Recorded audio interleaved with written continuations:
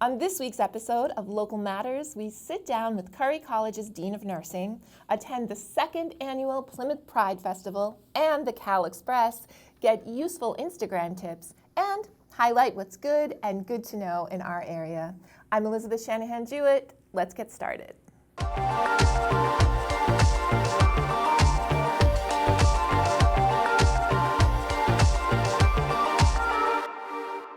Two invaluable resources in our community are the GATRA bus and the Plymouth Center for Active Living, and they have formed a partnership with Taking People Places to make it even easier for seniors to get to and from PCAL for free. We went on the local scene for the launch of the Cal Express. 40% of your town are residents, 55 plus, and they don't have a way to get here if they don't drive. I'm Michelle Brady. I'm the Director of Elder Affairs here at the Center for Active Living, and today we are so excited. It's the ribbon cutting ceremony for the Cal Express. 4 weeks in, we had a soft launch, May 2nd. 152 rides have come to Cal with this service. The amount of ridership that you've had on a soft opening is neck snapping. This is going to be transformational for our seniors, and the statistics, over 55, did you say 40%?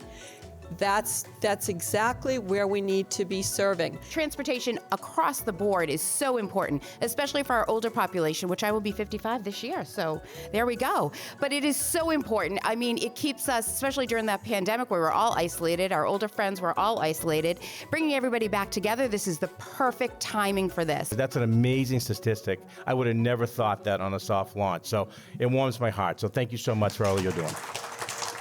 I think I can. I think I can. I think I can. Michelle Brady and the staff at Cal say, I know we can. I know we can. I know we can. Welcome to the Cal Express.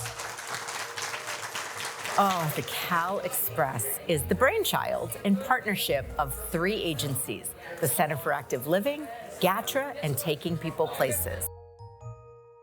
I'd like to introduce first and foremost Cal partners in this adventure, Joanne LaFerrera from GATRA and Will Shane from Taking People Places. Invite them up to say a few words. This is going to be a wonderful service for all our seniors. We're going to be able to take them free on the bus, so you can hop on the Mayflower. We're going to be able to call in for dial-a-ride, so they can call our dispatch.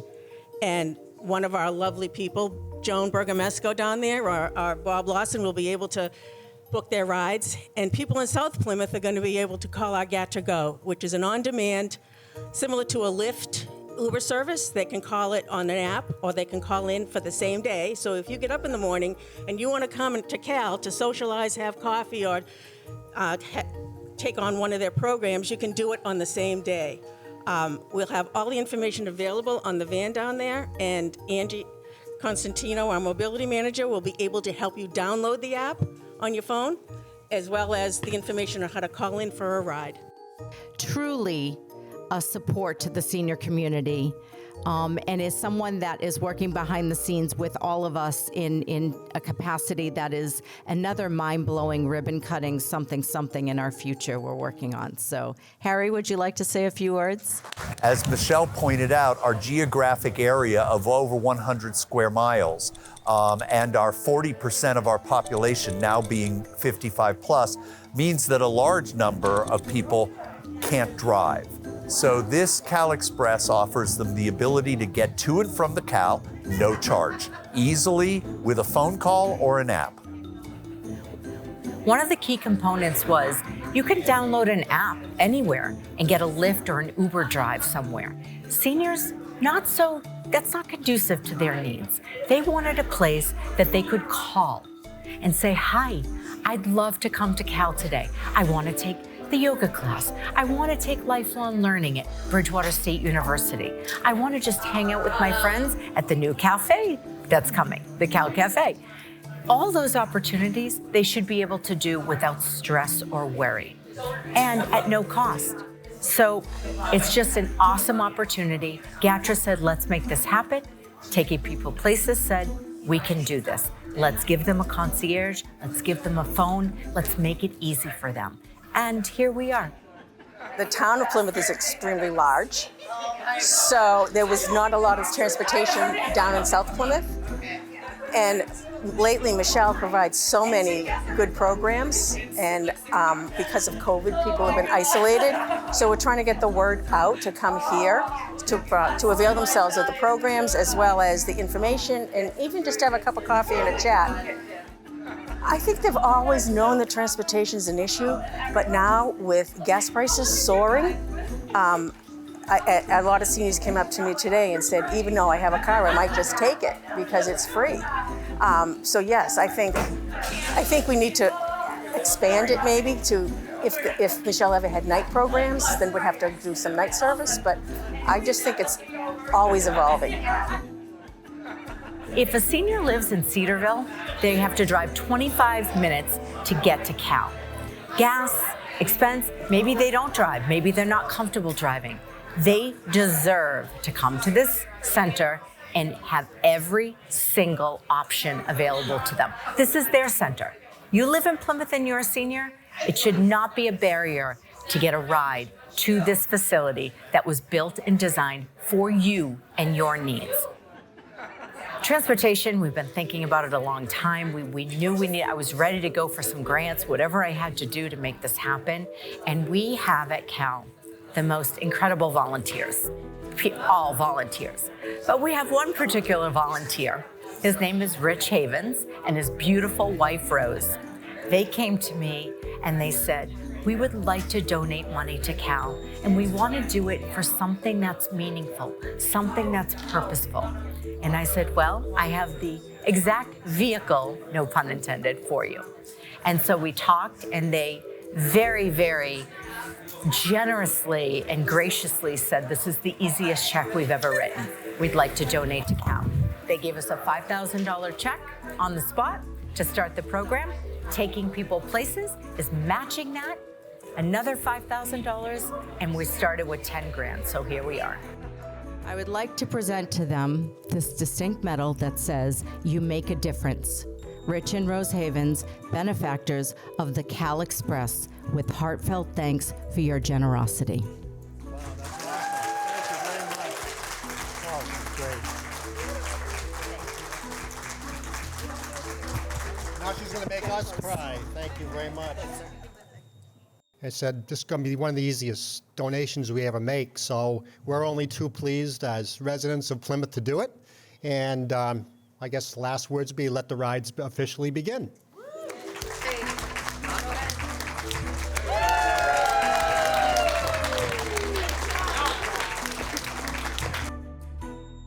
To book your ride on the Cal Express, call 978-795-4404. The Duxbury Senior Center and the Duxbury Free Library invite you to take a stroll with town historian Tony Kelso on August 11th from 11 a.m. to 12 p.m. This easy walk begins at the 1637 path behind Alden School, an ancient trail with fascinating Neolithic and colonial history. This meeting site also includes the Christine Devine Memorial Rainbow Story Walk, an added point of interest for those walking with little ones. From there, Tony will lead you through the woods to the beautiful pond located at the end of the Bluefish River Marsh. No registration is required. 988. Americans now have an easy-to-remember 3-digit phone number to connect with National Suicide Prevention Lifeline specialists for support. Trained 988 crisis counselors are available at all hours to listen to you, provide free and confidential support, and share resources that can be helpful. This crisis line is for anyone struggling, not only with suicidal thoughts, but also crises brought on by substance abuse or emotional distress. It is also for you if you are worried about a loved one and want guidance on how to support them and get them help. Calls to 988 are entirely confidential, have multilingual options, veteran support, and an online chat function for those who are hard of hearing. 988. 3 digits, 1 connection that can help save lives. For more information, visit mass.gov. Curry College has been providing a rich blend of liberal arts and career-directed degree programs since 1879. One of these programs is an accelerated nursing degree. Curry College's Dean of Nursing, Michelle Mcmahon, stopped by the studio to talk with Julie Thompson about this vitally important program and what nursing students can expect from the Curry College experience. I am so pleased to welcome today Michelle Mcmahon, who is the Dean of the School of Nursing at the Curry College Plymouth campus. Welcome. Thank you. Thank you for having me. Thank you for being here. Now, to be the Dean of the School of Nursing, you must have some very high-level pedigree. So can you just tell us a little bit about your personal background and how you got to where you are right now? Yes, of course. So I've been a nurse for 32 years, and I originally was a practicing nurse, worked in Boston for several years, and always knew I wanted to teach. I kind of was that person that all the new nurses, when they came to the floor, I wanted to make sure that, they could work with me and I could orient them. So I pretty quickly went back and decided I wanted to get my master's degree and continue on that academic nursing path. I taught practical nursing for several years, and then I did my student teaching during my master's program at Curry College, and I really enjoyed it. And when I got my master's degree, I applied for a position there, and that was in 2008, and I have been on the faculty there since that time. Wow. I continued on to work in academic nursing. Full-time, you really need to have a doctorate degree, so I immediately went back and entered into my PhD program, which I finished and have stayed on the faculty at Curry since '08. And then, very fortunately, I was able to kind of grow as a leader there. When opportunities came up, I was the graduate MSN program director for 4 years, and then the opportunity came up where our dean was retiring and the position was posted, and it was really something that the timing was just right, and my commitment to the college was there. Perfect. Yeah. So, quick question.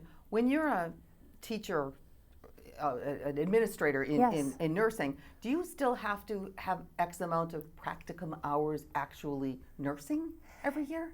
Yeah, so I actually don't practice as a nurse currently. Over time, I think you do. A lot of people continue to work on their off time or during the summers, but my role now is a year-round position. So I really don't have additional time to do some per diem work, but many of our faculty do. They work, they do weekend shifts, and especially those who have nurse practitioner licenses, they have hours that they have to maintain. Got it. So me personally, my balance is more on the administrative side and scholarship. I'm sure that keeps you quite busy. Absolutely, yes. Now, something really unique about your campus here in Plymouth is a new lab that you've why don't you tell us all about what this is and what makes this so special? Absolutely. So we are so proud. We very recently, this January, launched our Nursing Simulation and Training Center. It is a state-of-the-art, beautiful sim center, and it has, it's really designed like a hospital with a unit that has 5 individual rooms with simulation mannequins and high-fidelity sim. We also have a centralized nurses station, and everything has the technologies to allow for cameras and being able to audio back and forth from the rooms. So we're able to have multi-patient simulations and students in various areas and really interacting like simulation should, as if it was a mock experience that was very realistic and authentic. Which must be just so unique for a student to be able to, instead you're reading books and you're hearing lectures and you're studying things, but to actually have the hands-on in an environment. And before we went on the air, I said that was like a movie set.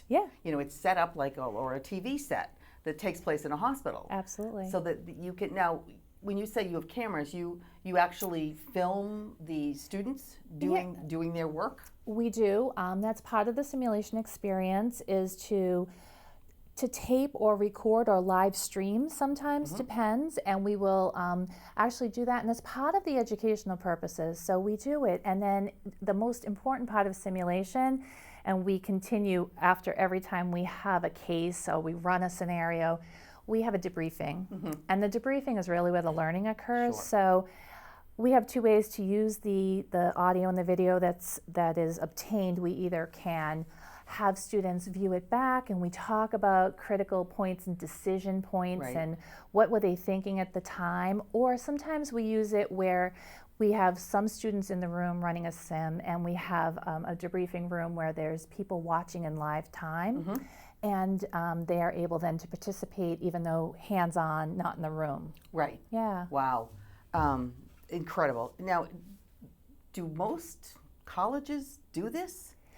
Yeah, actually, School of Nursing have really come a long way. Simulation has grown exponentially. I would say probably in the last 10 years. Yeah. Most schools do have some level of lab. We also have a sim lab at our Milton campus. Yep. I would say that our Plymouth campus, being that it was just built with all the most up-to-date equipment is really it's really significant. It's top of the line. It's great. It's a great opportunity to have not only for our students who are there, and I should say we also have a high fidelity sim room which has a control center, so we can really run some, pretty significant high tech. Where there's an operator who's behind glass and students are we're able to change the physiology of the mannequin and really make the scenario different things depending upon student decisions. So it's quite significant. Now, do you do anything like there was a multi-vehicle accident coming in, or do you plan for disastrous type events too? Yeah, we have all kinds of scenarios. We're growing them all the time. So sure, something like that, a trauma, MVA trauma, things like we have ICU critical events. Yeah. A patient becomes septic, gets a sepsis or something to that effect. We have all kinds of cardiovascular types of events, and we have all the monitoring equipment in the room so they can actually see the rhythms change, and we can change things in live time. So they not only are medically doing what they need to do medically for the patient, but you're seeing how their reactions are, how they interact with each other, how quickly they can think on their feet, which must be one of the most valuable things as educators.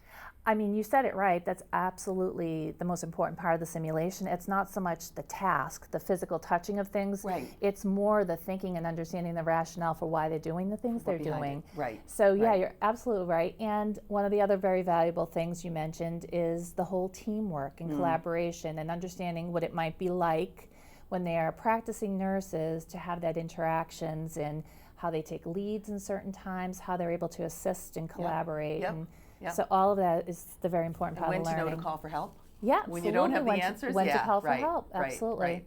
So to go into nursing now, you must have a huge, diverse population that now is signing up to be nurses for the first time. Oh, absolutely. And across our programs, we have a traditional program with, more typical from high school students, but then we have a lot of continuing ed and graduate studies. And so those are our adult learners. Yep. And they come at various points throughout their careers. As I mentioned, some of our students are coming to be nurses for the first time, but they have had careers in other areas. Right. They have a bachelor's degree in business, or they've been an English teacher, and they've always wanted to be a nurse. Yeah. And so we're seeing a lot of second career changers coming back and seeing nursing as a profession that has such great opportunities and something that has always been of interest to them. Right. So that we also have a huge population of nurses who come back to continue their education. Sure. Because nursing is all about continuing your education. You can, when you graduate, you always have to go back and learn new things. Yeah. So we have an RN to BS, a registered nurse to baccalaureate program for nurses who enter practice with their associate degrees. Yeah. And they're working and experienced nurses, and they come back and they get their bachelor's degree. Good for them. Yeah, absolutely. And we have nurses who have the bachelor's degree who are working to be nurse leaders in their agencies. So they come back and do our graduate level Masters of Science in Nursing. And we have 2 tracks. One is in nursing administration, so Yep. people who prefer that route, they Yep. want to be nurse managers or lead quality safety teams. Sure. Or nurse educators, people who want to teach the Yeah, next generation of right. nurses. And my final question is placement. So once people graduate, there's a million different places nurses can work now. Absolutely. And all kinds of different shifts. And so talk a little bit about the placement of your graduates. Oh yeah, well we have all of our students who graduate for the first time being nurses. They then of course are eligible to sit for that NCLEX, which is that nursing licensure. Yep. And once they receive that, they work everywhere. They many of them probably go to acute care facilities, but we're seeing more and more students, community settings, hospice, ambulatory care settings. There are so many opportunities right now for nurses. I'm sure you know that we have a nursing shortage, and we will continue to have one. Right. So you'll always be able to get a job. you will always get a job, but you will always have like an enrichment, and you can always be challenged with a new area. And it's just so flexible as a profession because you can do so many things. Right. You can work in a school with children. You can work in an acute care facility. You can work any shift, right? You could work overnights only, or just do weekends. Whatever it's works just for you very and your family. flexible. Which is wonderful. And the very last thing, and this is more on a personal note, as someone who was a nurse and has years and years of experience in it, do you often get asked, "Oh, I have this," or "This is happening," or "My father does this. What should I do?" Does that happen a lot? That happens a lot, but I would say it happens less now that I've had more of a desk administration job. Now I say you should ask someone who's been in the clinical area. Well, congratulations. Great about your simulation lab and training center. This is wonderful. Curry College has been around for a lot of years. I remember when it was just in Milton, and I have a few friends that graduated from that way back when. That's great. Great school, and thank you so much for joining us today. All right, thank you for having me. Thank you. Visit the college's website at curry.edu to take the next step in your education, or just learn more about what Curry College has to offer. The 55th Annual Pembroke Arts Festival is coming soon. On August 13th and 14th, head down to the Hobbamock Elementary School to see exhibitions from artists of all ages and mediums. The fun starts at 10 a.m. and will include activities, craft tents, food trucks, and the Dave Macklin Band on Saturday night from 6 to 9 p.m. Visit pembrokeartsfestival.org to learn more. June was Pride Month, and towns all over the South Shore gathered up their rainbows and put together their own unique Pride events. On June 26th, Plymouth Pride had its own festival right here at Nelson Park, and the local scene was there with pop-up PACTV to connect with our community and talk about why Pride matters. Happy Pride, friends! Woo!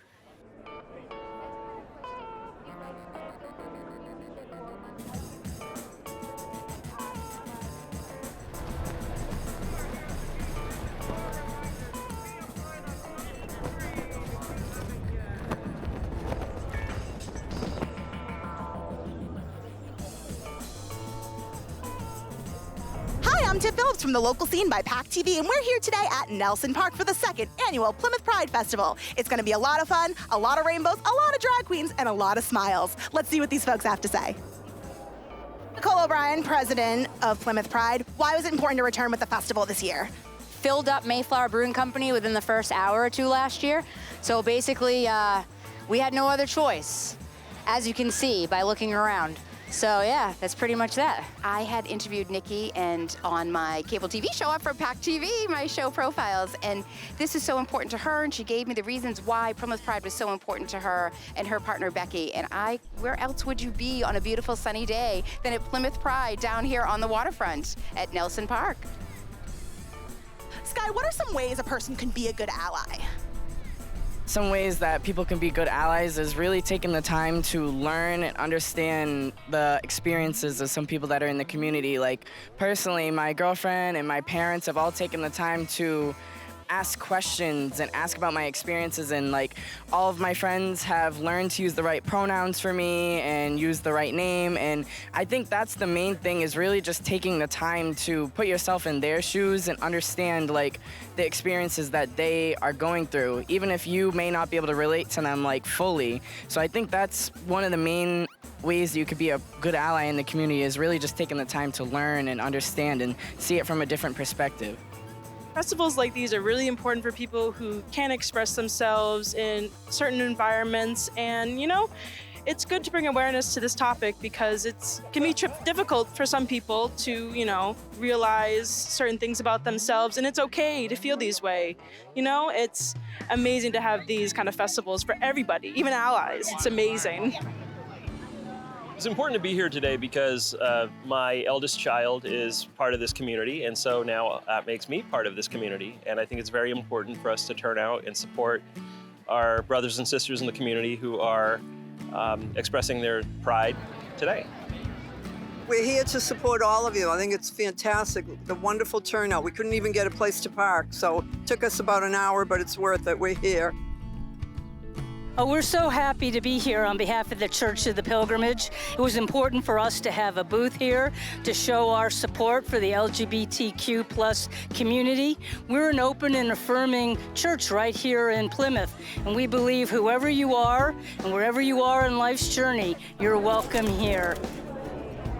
I feel like Pride Month is so important because battles have been fought. Stonewall happened. We fought for the rights. I did not personally fight for the rights then. I was not alive then. But we fought for the rights just to be who we are. And I feel that there's so many people that hide who they are because they're terrified to let the world know. And Pride Month is a good time to be like, hey, guess what? I am insert sexuality here. Michaela, why is it important to have events like these and have Pride Month in general? As part of the LGBTQ youth community, I feel that we've not had enough recognition, and I have been personally promoted in places that I'm meant to call safe, like my school, not my home though, luckily, but I know people who have. My friends that I go to a school which celebrates LGBTQ youth. Like, we have a GSA club actually for Gay Straight Alliance, and we are able to express ourselves in that one room only, but not throughout the halls. We had a flag and it was torn down. And I think that we should be able to have our flags up in our school halls and be able to show ourselves without having to be scared of who we are. And we should be able to express ourselves to whoever we want without them having to bring us down for who we are. I celebrate Pride every day by showing love, support, and just encouragement for every single person, especially Miss Jackie. You saying hi, Jackie? Hi. And we have our lovely other people over here, Faith and Heather. We just have to give them a shout out. I didn't even know this was happening. I think that there should have been more word put out about it, but my best friend told me that there was a Pride thing going on in Plymouth, and I live in Plymouth, and I'm gay, so let's go. Savannah, what is your favorite color of the rainbow? Blue. Why blue? Because the color I really like, because it's like sometimes it's gonna be dark and sometimes light, and it's really pretty. I like it. Well, it's a great color on you too. So what are you excited about the festival today? What brings you here today? I don't really know. I don't know. What have you seen today that's been really fun? I saw today was,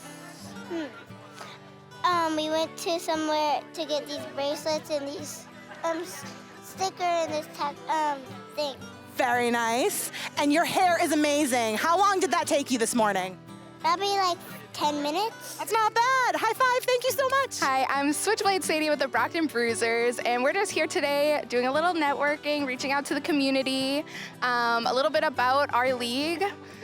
We were founded because roller derby is not accessible enough. We are really focused on making sure that if you feel like you belong on our league, then you do. So that's why we're here. We are just so excited to be here. Part of this event is the second annual Plymouth Pride Festival. We just really love to support the community, be part of the community. Now more than ever, it's really important to show our support for everyone in our community, especially folks that maybe don't always feel welcome in certain circumstances. We want them to feel welcome. We want them to come down, celebrate with us. We're offering free HIV testing. We have little buttons that we're giving away. It's all part of celebrating Pride, and we're really happy to be here again. Hi, my name is Jim Hamilton. I'm with Greater Boston PFLAG. I serve as a volunteer facilitator for a group that meets in Duxbury at First Parish Church and on Zoom. And we've been meeting for 7 or 8 years and supporting parents and friends of the LGBTQAI plus community.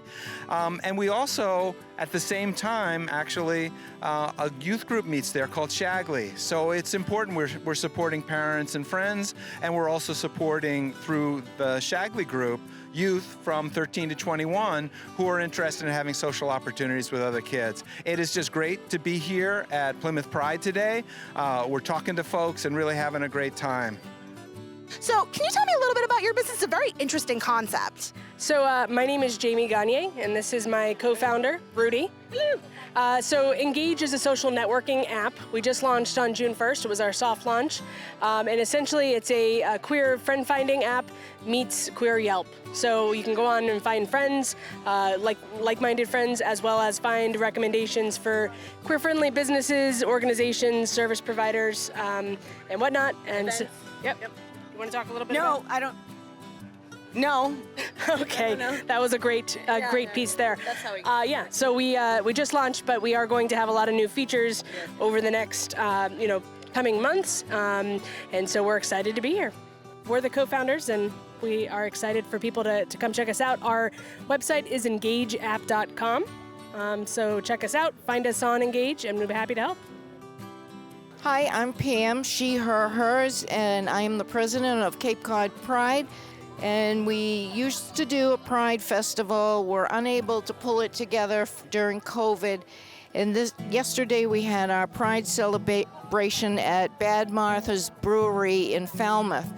We had over $1,000 in gift certificates from local businesses and artists from the LGBTQ community.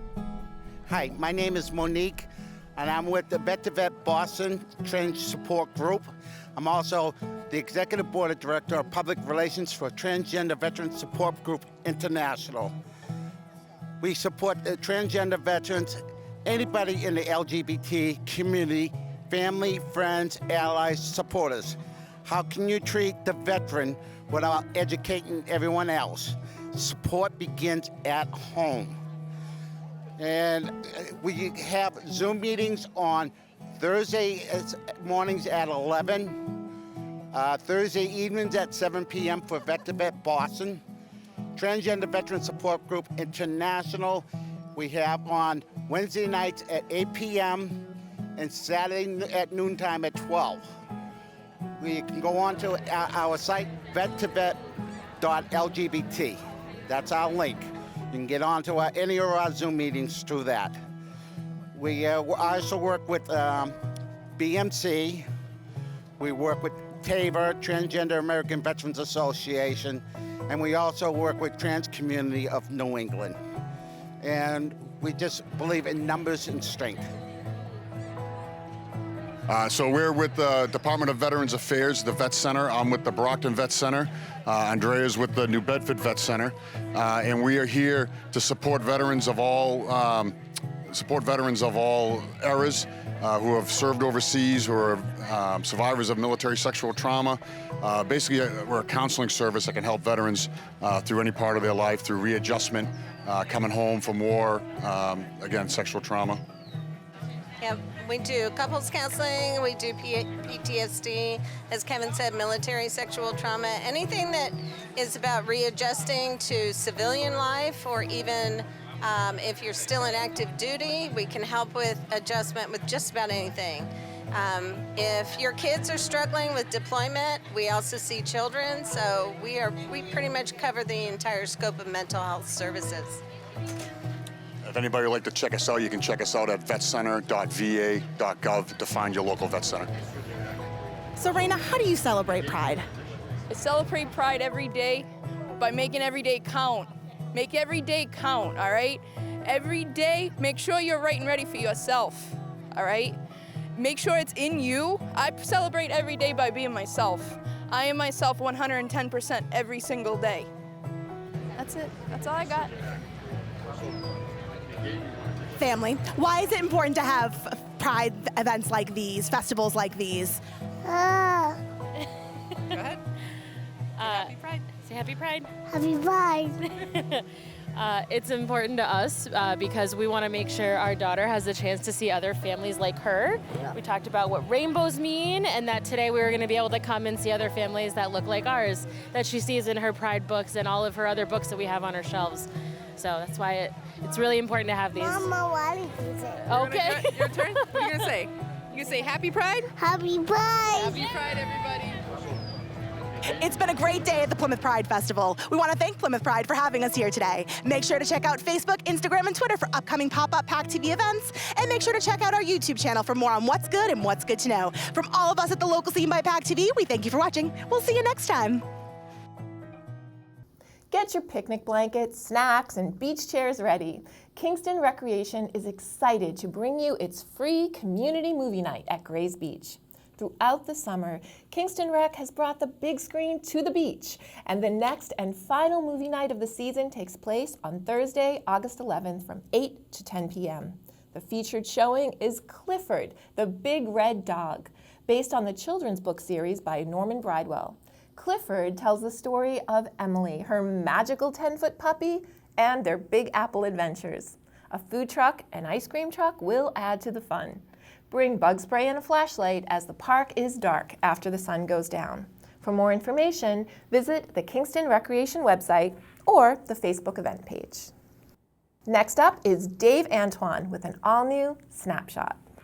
Welcome to Snapshot, where we take a local look at the government stories that you may have missed.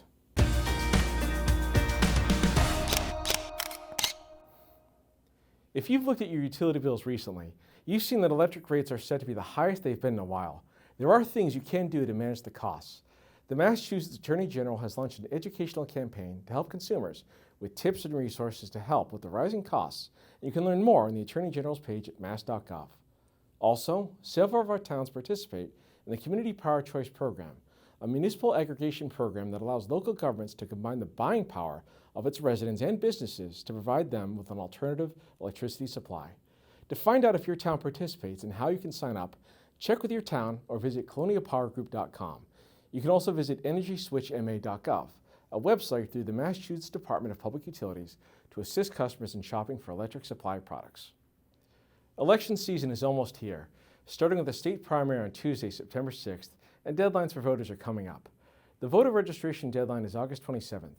You can register in person at your town clerk's office, by mail with an official state form from your town clerk's office, or online at the Secretary of State's website. Vote by mail applications were mailed in July to voters who hadn't requested a mail-in ballot yet. You can also download the application on the Secretary of State's website. Make sure to check the options on how to return your mail-in ballot, as they need to reach your local election office, not polling location, by 8 p.m. on the election day in order to be counted. Early voting will be available from August 27th to September 2nd. Each town can choose their own early voting location and set their own schedules. Check with your town clerk's office or visit the Secretary of State's website. Late spring, the Department of Public Utilities gave Eversource approval to construct the Carver to Kingston Reliability Project to improve the transmission system in Kingston, Plimpton, and Carver. Beginning in late July, early August, work will begin in preparation for this project, with side trimming and select vegetation removal between Pembroke Street in Kingston and Brook Street in Plimpton. This work isn't expected to interrupt electric service to homes and businesses. Shortly after that, the construction of a new 115 kilovolt overhead transmission line will start on the existing Eversource right-of-way. The project is expected to be completed in spring 2023. For more information on the project, visit kingstonma.gov. MassDOT has awarded several grants to our local communities from their Complete Streets program and the Shared Streets and Spaces program. The town of Kingston received just under $400,000 to implement pedestrian improvements at the intersection of Route 106, Route 27, and Evergreen Street. This will include reconstruction of sidewalks, construction of a new curb extension, new ADA-compliant wheelchair ramps, among other improvements. Work is expected to be complete by the end of 2022. The town of Plymouth received over $273,000 for 3 projects. One is to install traffic calming measures for speed management and pedestrian safety at 2 densely populated school-based locations, Standish Avenue at Alden Street and Sandwich Street at Nathaniel Morton Elementary School in the Training Green. By using a combination of new crosswalk signals and improved signage, the intent is to reduce car speeds, make it safe for pedestrians, and prevent accidents at these locations. The second is to provide the town with fixed radar signs to install on Samoset Street at Mark Drive and on Clark Road near the Pine Hills. Additionally, 4 mobile radar feedback signs will be used in various neighborhoods throughout town. All of these feedback signs will be able to collect data on traffic speeds and volume that can help when addressing speed complaints or safety concerns. The third will fund a solar crosswalk beacon on Summer Street at Newfield Street, and 2 fixed radar feedback signs will be installed on Summer Street, just west of Oak Street. The project should be underway by this fall, with a completion date by the end of June 2023. On July 28th, Governor Baker signed the fiscal year 2023 budget. It comes in at $52.7 billion, an increase of nearly 11%, and doesn't rely on one-time revenue sources, new taxes, or fees, and looks to support families, businesses, and workers in the state. Some of the major highlights include a sizable increase in the stabilization fund to bring the balance to approximately $8.4 billion, also known as the Rainy Day Fund. This account is used to plug deficits during difficult economic times, so that residents and businesses can continue to receive support. Investments in education at all levels, including the funding for the Student Opportunity Act, which makes sure that every student can experience high-quality learning opportunities. The budget also includes a one-time investment of $110 million to support a pilot free school meal program for students in grades K through 12.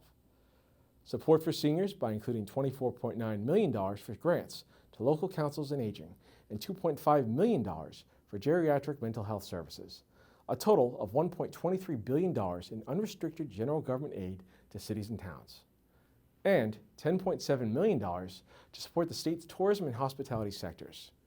Keep watching Snapshot over the coming weeks as we'll highlight what benefits our communities will see from this budget. The Kingston Public Library is working on assessing community needs and interests for future planning as part of its strategic plan to the state, and it's looking for feedback from the community. You can find a link to the survey on the homepage of the town's website, kingstonma.gov. The needs and interests of the community will guide decisions on specific goals and activities and will help to identify priority services and programs for the next 5 years. The survey is voluntary and anonymous.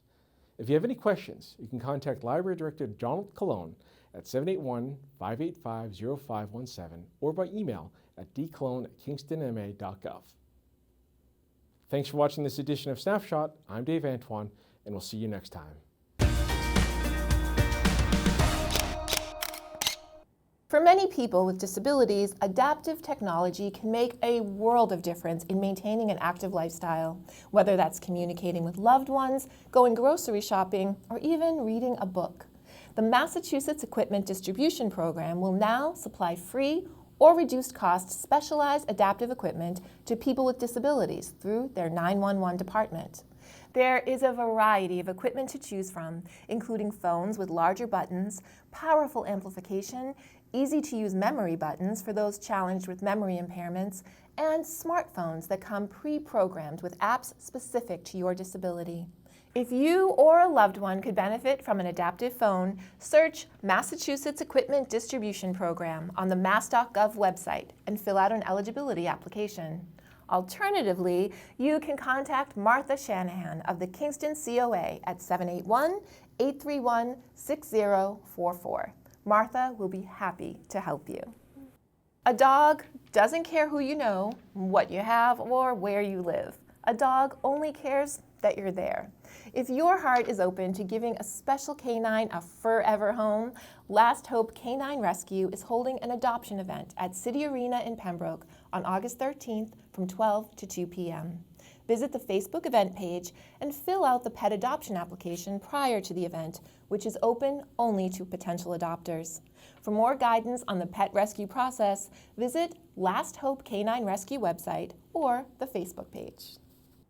It's been a fun and successful summer reading season, and the Plymouth Public Library is celebrating in the most delicious way, with ice cream. Join PPL's Youth Services for a celebration of the last week of summer reading.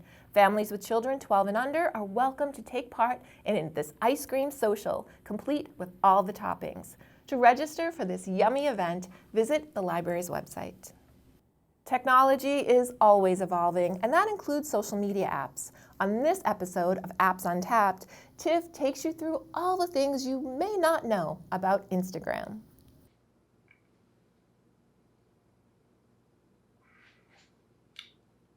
How do I do this? Hey Matt, what are you doing? I'm trying to post a story to the gram, but it's... First, don't say the grams. Second, here.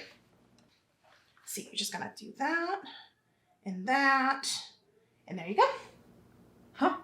Wow. That's great, thanks. You're welcome, buddy. You know, you should really do a thing where you teach people how to use it.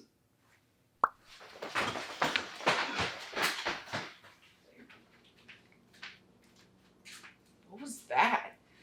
Tiff just had an idea for Apps Untapped. It happens all the time. You'll get used to it. That explains the light bulb. Cue the fast music.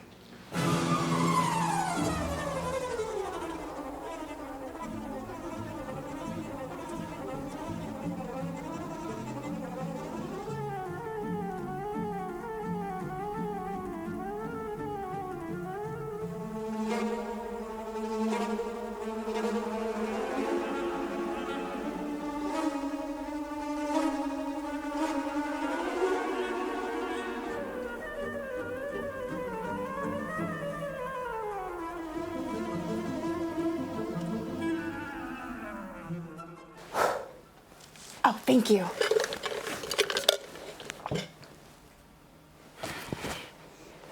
Sorry.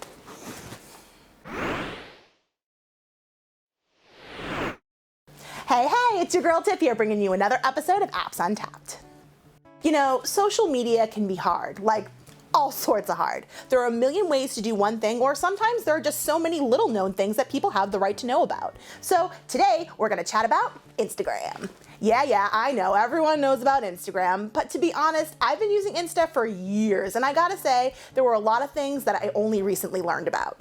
And don't worry, if you're not familiar with the gram, thanks Matt, I'll give you a quick summary of what the app actually is. Instagram is a free online social media platform / app where you can share photos and videos. What's the difference between Insta and Facebook? Well, Instagram is more concentrated and mainly focuses on visuals, whereas Facebook has a lot of other information and functions. Like so many more functions, but that's for another Apps Untapped. Other than posting images and videos, there's a whole mess of other cool functions that you can do that you might not be aware of. Let's talk about them cool features, shall we? Posting a story. I was 36 years old when I jumped on the story bandwagon, and what a rush it has been. What's a story, you might ask? Stories are a feature that let you share all the moments of your day, not just the ones you want to keep on your profile. It's basically photos and videos that appear in a slideshow format. Each story appears for 15 seconds and will remain up for viewing for 24 hours. How do you post said story? Let me take you through it. In the left-hand corner of your Instagram, you'll see your picture. Tap on that and then tap on your photo again. From there, you can either take a picture or video with your phone's camera, or you can use a photo or video from your phone's library. Then you can add fun stuff to your story like music, filters, or doodles. Tap the arrow button in the right-hand corner and tap to share. Then boom, you have yourself a story. From there, your friends will be able to interact with it. They can send you love or even send you a message. Why post an Instagram story, you may ask? Well, a lot of people post stories because 1, you can add fun stuff for funsies, and 2, it attracts more engagement from followers, and it's easier to track said engagement too. But mostly, it's just super fun. Editing images. Sure, you may know how to post photos and videos to your Instagram profile, but do you know how to make them pretty? Let's take a peek. To post an image or video, go to the plus sign at the top of the screen. Tap Post, tap Next. From there, you can choose a pretty filter or use the edit tool to change the brightness, the color, the saturation, or 1,000,001 other things.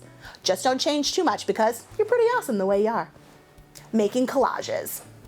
Did you know that Instagram has another app? An app within an app? How meta. The app is called Layout, and it's 100% free. You can use Layout to create picture collages that you can post on your feed or your story. Once you've downloaded and gone to the app, choose your photos, choose your layout, edit your photos, then you can change the orientation, add borders, etc. Then tap Save. From there, you can upload it to Insta or Facebook or just share with your friends. Creating boomerangs. Did you know that Instagram also has another app? Yep, it just keeps getting more meta. Boomerang is a fun tool that lets you take a 4-second video and then puts the video on an infinite loop. It's really fun and I do it way more often than I should. Do you know how hilarious cats are on Boomerang? After downloading and entering the app, all you need to do is tap on the shutter button and your phone will take a 4-second video. From there, you can save it on your phone or upload it to social media app of your choice. Look at that magic. And now that we've talked about the fun stuff on Insta, let's chat about some settings that are pretty beneficial as well. Keeping your story private. So now you know how to post a story, but sometimes you just want to keep things between you and your pals. There's a setting for that. Go to your profile, tap on the 3 bars at the right top-hand corner, tap Account, tap Close Friends, then Add Your Buddies. When you go to post your story, you'll be able to tap on the Close Friends option. It's just that easy. Untagging yourself from a photo. Ever had that silly friend who decides to post the most unflattering pictures of you? Well, there's a way you can actually untag yourself from other people's photos. Thank goodness. Go to the photo in question, tap on the picture to show your tag. Click the 3 dots at the top right corner of the photo. Tap Tag Options, then Remove Me from Post. Use less cellular on your device. Whether you realize it or not, Instagram and other social media apps use a ton of cellular on your phone, which is super problematic if you don't have unlimited data. But there is a setting on Insta that allows you to use less data. Go to your profile, tap on the 3 bars at the top right-hand corner, tap Account, then Data Usage. Then tap the top button that says Use Less Cellular Data. Feel free to take all of the money that you save and donate it to the Tiff Loves Cheese Fund. So now you've got some cool tips that will make your social media life a little more fun and a little more convenient. Before I go, I just wanted to let you know that this Apps Untapped is dedicated to one of my favorite humans turned legacy, my grandmother. My Grammy passed away in June, and although she didn't have a smartphone and didn't give a flying fig about how they worked, she did love Apps Untapped, mostly for the skits and the utterly ridiculous situations I put my fellow coworkers in. She had a great sense of humor and loved to laugh. Hopefully she'll have a good laugh at this too. Rest in peace, Lulu. I love you. This has been Apps Untapped. It's been great chatting with you. Be well.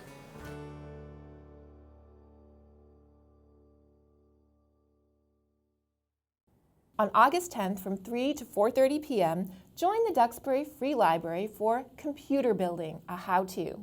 Kids aged 10 to 15 are welcome to this hands-on program where you'll learn about parts of a computer, how they work, and then actually get to build one. This event is suggested for ages 10 to 15, but is open to anyone interested in computers. To register, visit the library's website. From the iconic monarch, large eastern tiger swallowtail to the tiny spring azure, butterflies in New England display a dazzling array of sizes, colors, and patterns. On August 16th from 7 to 8 p.m., you are invited to Beautiful Butterflies, an educational event hosted by the Pembroke Public Library. Presented by Joy Marzolf of the Joys of Nature, this program will focus on our myriad species of local butterflies, what makes a good butterfly habitat for them, and how to build that habitat to attract them to your own neighborhood and yard. Visit the Pembroke Public Library website for more information and to register. And that wraps this episode of Local Matters. Follow us on YouTube and social media at The Local Scene by PACTV to keep updated on what's good and good to know in our community. From all of us at PACTV, have a safe and happy week. Thank you for watching.